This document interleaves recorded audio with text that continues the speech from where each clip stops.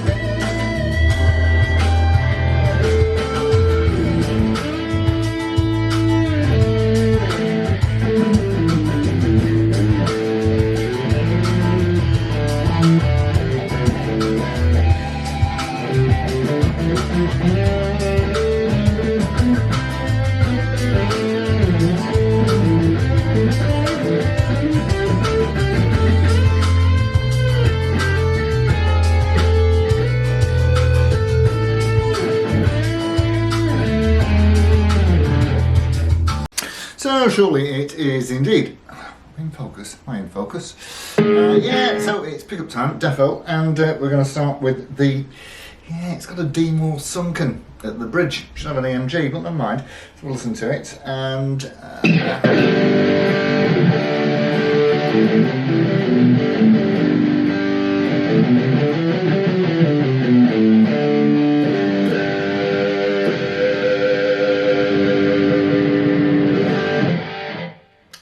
into the centre.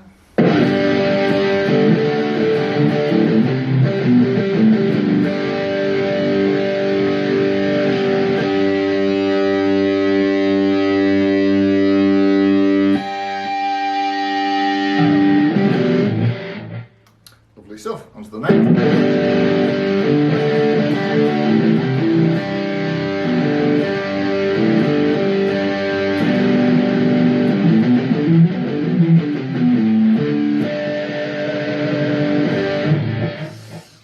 Let's see how they clean up.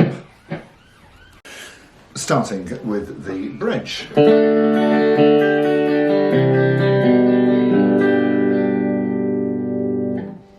Into the centre.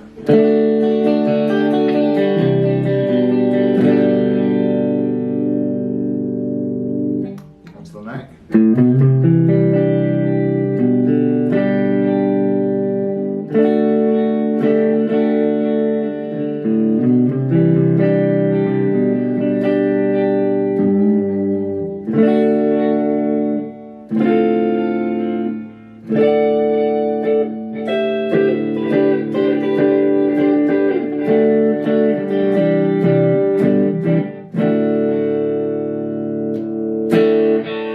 Lovely stuff. Let's have a look around.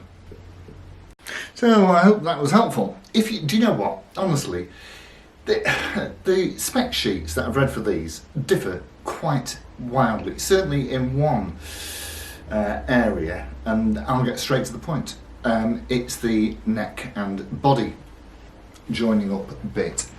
Now I've read some spec sheets because for a start, they only made these 2002, 2003. So there is limited information out there about them. Some say that they're a neck-through construction. Other reports say that they are in fact, mahogany neck set into a mahogany body. The only thing that I would say about that is that the latest iteration, the most recent one that you can buy from, the usual places, Tom & Anderson's, Backs, all that kind of jazz, is, I think it's the EXP 200, which is in fact a neck through construction. So, and these were made in, let's go from stem to stern. So, okay, it's pointy. I do like a bit of pointy, as you know. Very pointy headstock usually tells you what it is on the front of the headstock there. Even usefuler, which, where around is that? No, so be this way around. So even usefuler, it does tell you that it was made in Korea, and you can see that it's a WO2 prefix. So the O2 tells you it's 2002, and the W tells you that it's the World Music Instrument Corporation that built it in South Korea. There's only one other of these for sale in this colour, as far as I can tell, in the world, and that's on Reverb. It's in France. I think it's about 350 quid, which I think is cheap for one of these. So the latest ones that you can get, they're about 550, and you can have any colour you like, as Henry Ford said, so long as it's black. Anyway, so we'll go with mahogany neck through construction. Rosewood fingerboard, you've got some dot inlays, don't know whether they're pearl or acrylic, I'm guessing acrylic. And then, of course, at the 12th fret, it tells you, as ESPs tend to, it tells you what designation it is, which is terribly, terribly useful. So this originally came equipped with these passive EMGs, and let me tell you, you'll see some numbers back here. The neck one is pumping out 13 plus. The guy who owns this replaced the bridge EMG for Seymour Duncan that's popping out 8 and a bit. No, I don't know why either. But anyway, yeah, I mean, it's nice and bright. It's okay, and if you like Seymours, you like Seymours. And I just hope he's still got the original EMG knocking about. So, 3-position toggle switch, 1 tone, 1 volume, as one might expect. Traditional stock tail tunematic type construction there, or hardware I should say. And around the back here, yep, cavity control plate, and you've got some nice branded sealed tuners. Nice volute going on there, I'm loving that.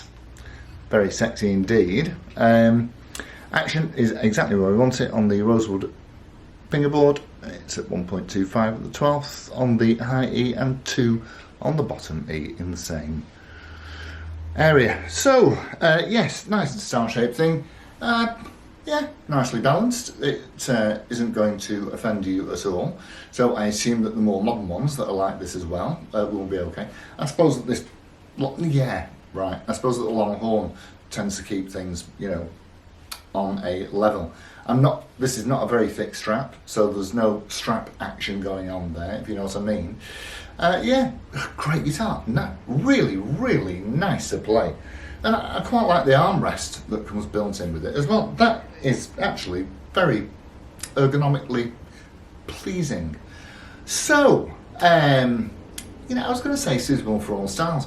Actually, all guitars are suitable for all styles, aren't they? Just depends how much you turn up the loud pedal. So yes, we've got, I think we've got 9 to 46s on this, which is what they came with. 22 jumbo frets.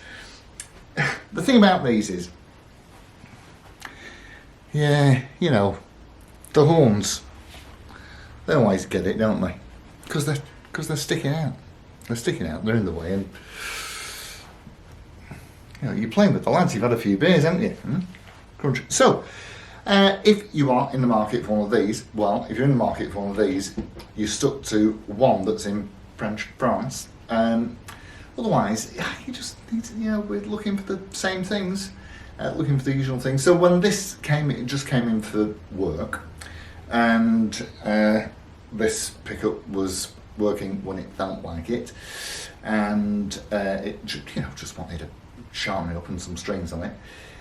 So again, if you, because you can only buy these used, so if you are looking for one, just make sure that there's no dents, cracks, breaks, repairs in the usual places, and that all the electrics work. And I mean, weirdly, that's it. Always best if you can go and see it actually in person, face to face, and take a cynical friend if you possibly can. So that is it. Yeah, highly recommend it. Nice, very, very skinny neck. It's very, very wizardy, and that is not, without measuring it, I can tell you that it is not wide.